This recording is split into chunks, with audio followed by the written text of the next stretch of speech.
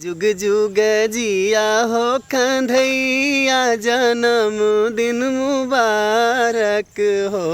नाचत गावत झूमत मथुरा वृंदावनवा जन्म दिन मुबारक हो। नाचत गावत झूमत मथुरा वृंदावनवा जन्म दिन मुबारक हो।